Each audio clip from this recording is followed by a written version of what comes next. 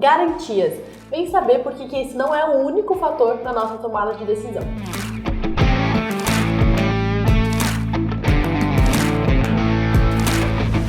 Caio, pergunta mais do que recorrente sobre as garantias que não estão nos relatórios dos fundos de infra. Pô, mas tal empresa, não sei o que, tá comprando a dívida da empresa, por que raios não tem a garantia lá escrita no relatório? Essa pergunta é muito boa, né, Glenda?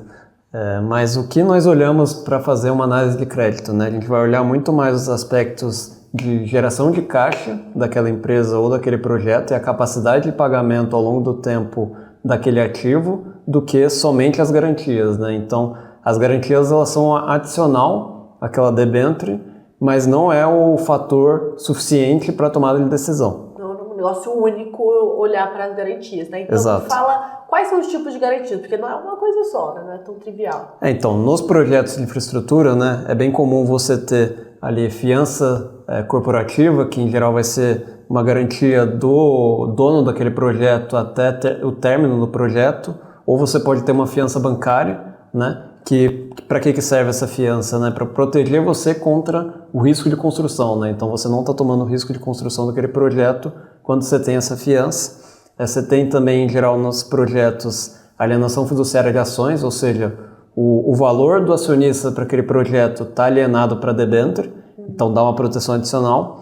Além disso, você tem também a cessão de recebíveis do projeto e também os contratos da concessão, né? Então essas acho que são as garantias mais comuns de se observar em projetos de infra. Ou seja, não é que a gente passa batido pelas garantias, a gente considera na nossa avaliação, mas não como um único fator exclusivo, tipo, olha, tem que ter tal garantia pra gente dormir tranquilo. Tanto que temos debêntures que não têm garantias, mas em geral as debêntures que não têm garantias são as debêntures de grandes empresas, né? E que essas empresas têm ampla capacidade de pagamento da dívida, por isso que elas conseguem emitir sem garantia. Em geral as debêntures que têm garantias são as debêntures de projeto, né? Legal. E a gente entra muito, acho que, na discussão entre o crédito high grade e o high yield. Aqui na Spark a gente só trabalha com crédito high grade, são as empresas maiores.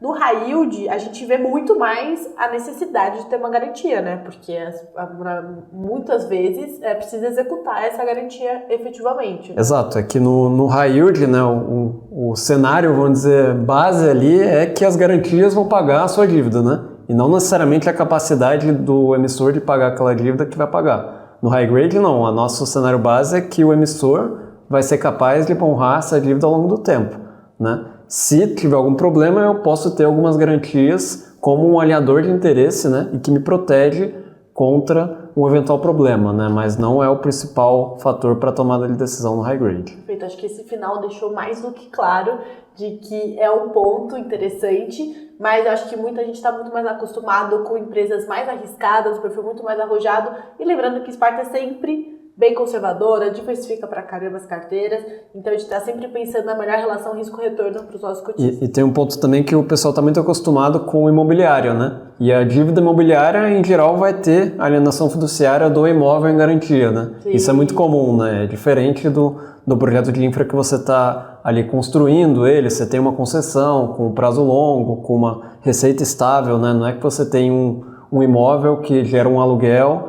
né? Ou que você está construindo um imóvel e você tem ele em garantia.